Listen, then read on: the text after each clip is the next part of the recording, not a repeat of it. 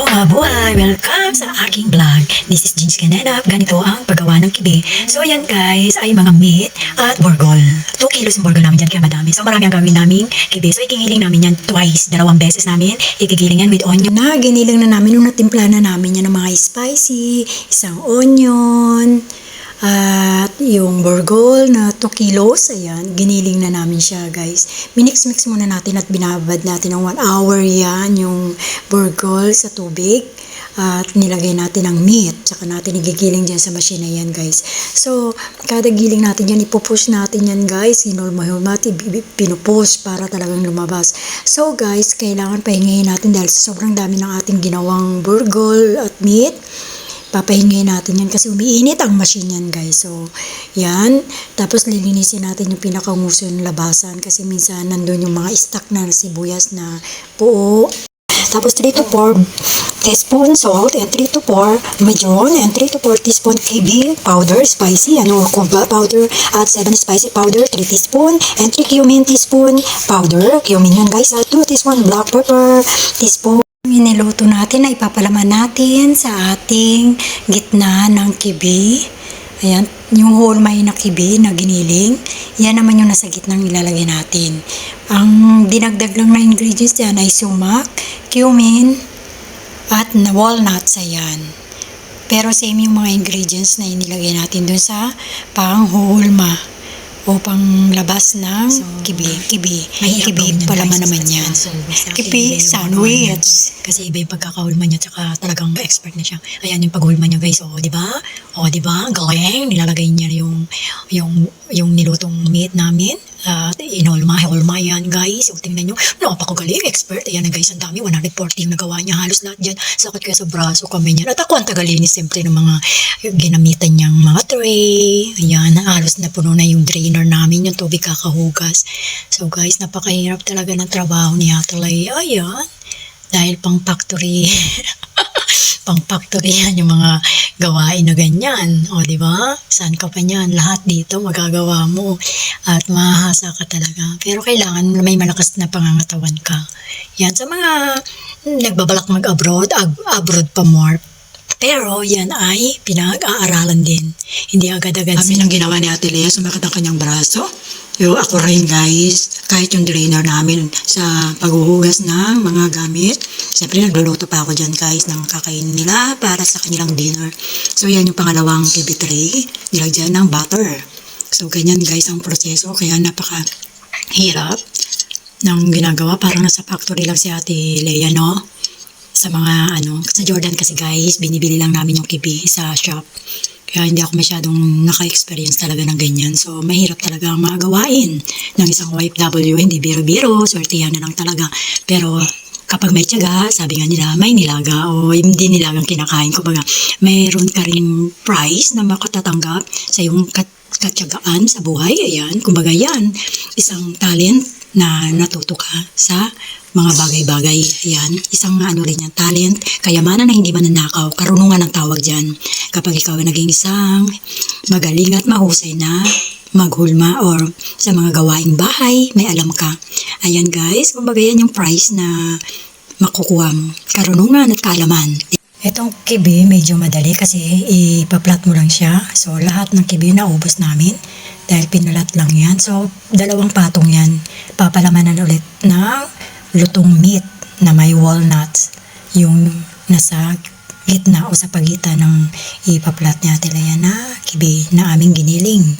Ayan guys, kung paano gawin ipaplat. Panoorin nyo lang guys. Watch this.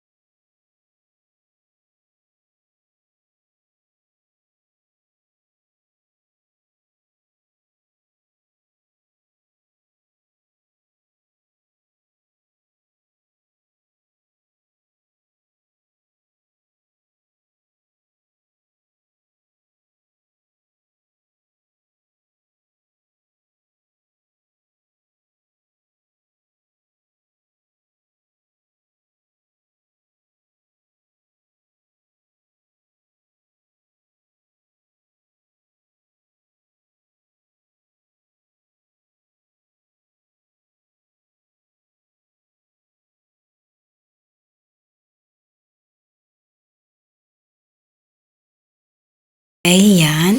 So, yan yung pang-last na ipapatong bago natin lalagyan ng slice na design.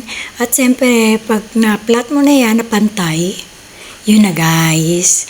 Ready na yan. Lalagyan na lang natin ng pine seeds na kada slice may pine seeds at butter. Huwag kakalimutan. Bago natin i-stack yan sa freezer. Ganyan ang aming kibi tray. Lebanese.